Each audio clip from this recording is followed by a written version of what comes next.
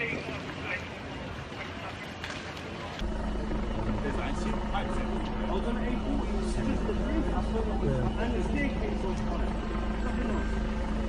the whole thing. So imagine how many people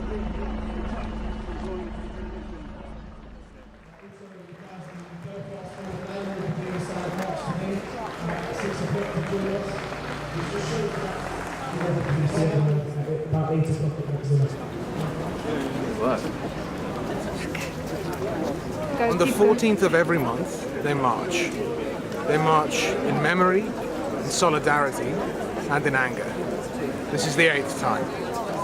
The Grenfell Silent March is organised by Justice for Grenfell, an organisation which remembers the victims and pushes for justice. Grenfell Tower still stands, charred and blackened, looming over West London. A constant reminder that in that building, at least 70 people who had entrusted their safety to the government were betrayed. They died in the most horrible ways it is possible to imagine. But there's something else, something unsaid.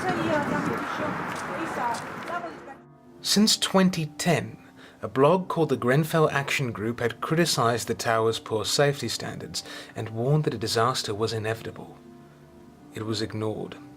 Edward Daffin, the blog's key author, believed the council was too obsessed with redevelopment to focus on its responsibilities to its residents. That matters.